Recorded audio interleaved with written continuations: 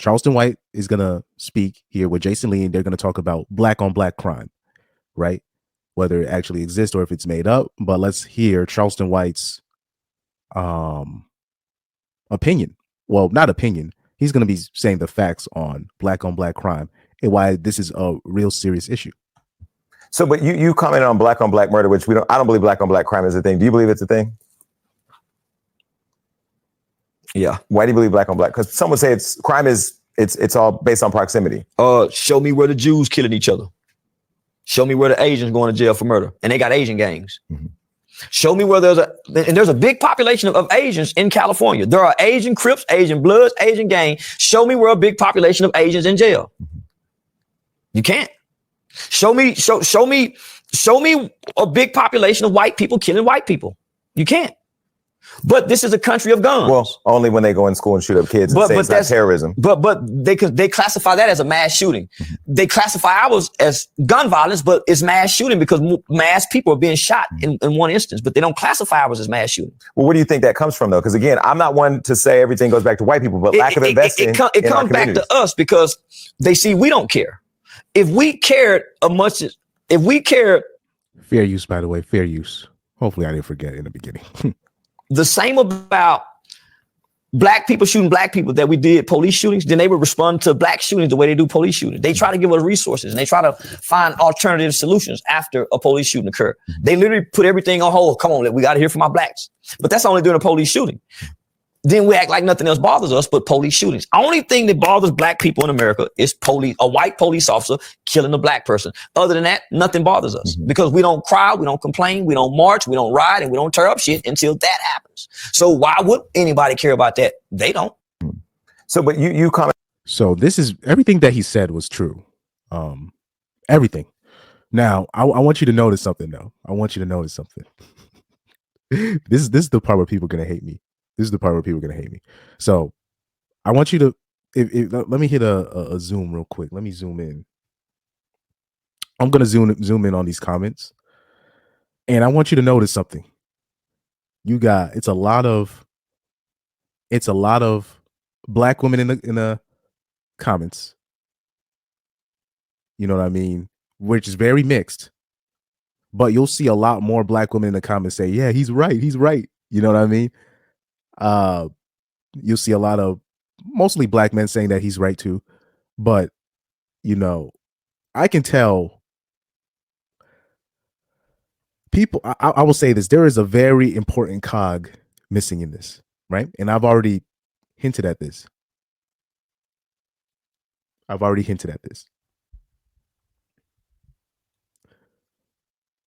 When we talk about black on black crime, we talk about the gangsters, right? The criminals, right? Who's fucking these criminals?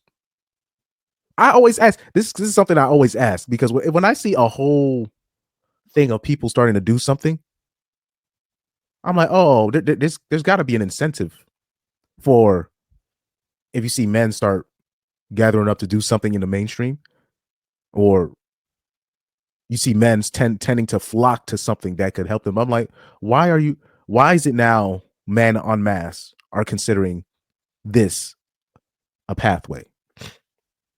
Why are all these ninjas playing basketball? Why are all these ninjas playing football? If they don't make the football or basketball team, these guys act like it's the end of the world.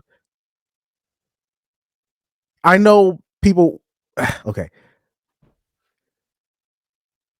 Like when I start going in on this part, right? People might think, oh man, I'm blaming everything on women. I'm not. I'm just telling you. I'm just telling you, if gangsters was not getting 304s, if drug dealers were not getting 304s, this would be one of the safest societies in I'm talking about if all the women were to be like, I am not messing with, it had like a conference to say, look, we are not going to be sleeping with criminals. Fuck that. Let me not even say that. We're not going to be messing with no basketball players. We're only going to be messing with baseball players, football players, and they'll be like, let's make a switch. Instead of basketball players, let's all go to the lacrosse games, and we're gonna be messing with lacrosse, bro. You know what would happen? It would be no ninjas playing basketball.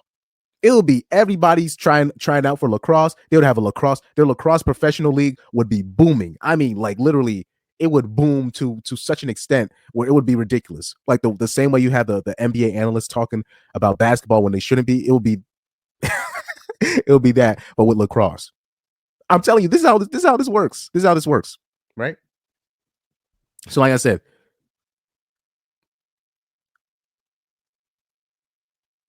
we do have a black on black crime problem, right? We have ninjas willing to kill each other over minor, very minor disagreements. But when white people do the same to them, they be all of a sudden they want to think about it. And I came to that conclusion, right? When I'm literally seeing with George Zimmerman, I'm like, how's he not? How did he not get to all these gangs in Florida that we supposedly have, and George Zimmerman is still alive after he did what he did? And I'm literally like, what's the point of you guys being there? I'm talking, and then people start making excuses. Like you'll be like, as a common citizen, okay, I'm like, you guys are supposed to be these dangerous gangsters and whatnot. Why has nobody touched up Zimmerman off of GP? Oh, but we don't know. I'm like, so now y'all want to be tactical? Because these guys will chase, they will chase you down over $20. Or you stepped on their sneaker in the club, but then they got to think of, and then you'll step on somebody's shoe in the club, and then the club gets shot up. The whole club gets shot up. And then, but then when it comes to Zimmerman, oh, we got to think about it. We got to be tactical. I'm like, guys, come on. That's why, like me specifically, I don't have, people might get mad at me for when I say my things about cops, but dude, I have zero respect for gangsters. These so-called, particularly black gangsters. They have zero organization. I'm talking about zero. They got no organization. They have no respect, right? Meaning, like the Italian mob, the Serbians, the who else? Who else am I missing? The Albanians, the cartel. They have no respect for the ninjas in their gangs, right? Because there's the Latin Kings. There's no organization. The only semblance of organization that we had was back in the 60s and 70s and 80s. But though that's gone because, like I said, with the rise of the single mothers, which is more rampant in the black community than anywhere else, you have these ninjas literally growing up with no organization, no sense of real loyalty. It's just a free fall.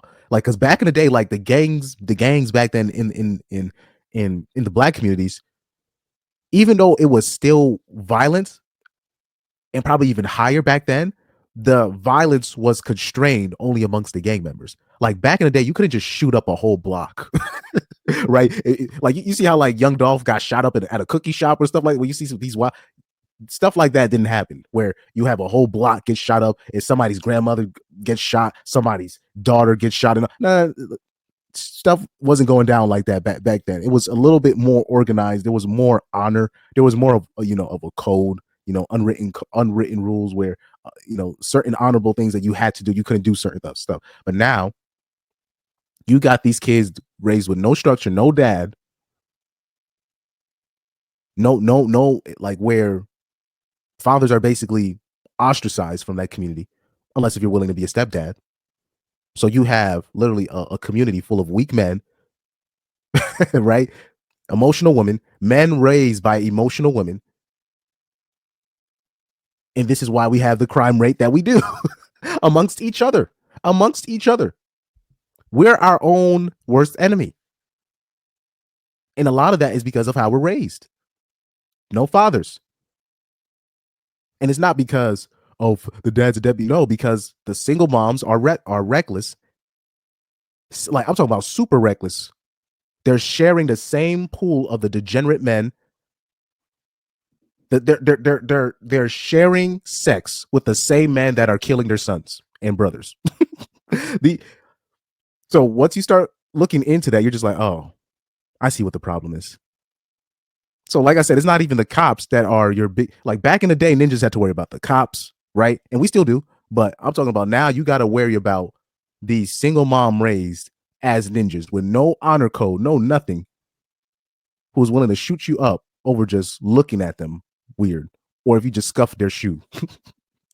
Right? So this is also another part of the discussion that we can't avoid. This is another part of the discussion that we can't avoid. Now, overall, Charleston White is right, though. Charleston White is right, but there's another part of it that I wanted. That's the part that I wanted to address, because we are this is an RP space, and we gotta really look at things in an RP lens, right? So this is another part of the game that people don't want to discuss, because these criminals are being well fed with women. The drug dealers are being well fed with women. This is why I don't foresee this problem not going anywhere. And like I say, in people of the mainstream society, whether it be the Caucasians, the Latino population, they're being affected by this too. Meaning this, not necessarily by black on black crime, but meaning you have men growing up in their respective communities, and they're seeing their women giving first dibs to the criminals and the degenerates. So now men are literally like, what's the point of me excelling, getting a good job and this and that, and what I'm getting, and then my reward, because I want to start a family, but the litter that I'm picking from are used up canned goods, are used up goods. So now you got men dropping out of the workforce. I'm talking about across all communities, because they're being told that they're not good enough by their women and blah blah blah or whatever.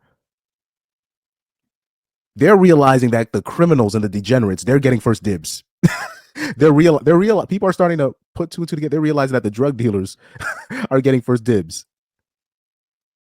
So this is where that some kind of realignment needs to happen if you want to fix that, because now that mentality, that's not just going to only affect ninjas. That's going to affect everybody in the near future. What you see in the black community, that's going to be basically the rest of the world in about 10 to 15 years, or I'll say 20 years, if we don't fix the root cause of this problem. You know what I mean?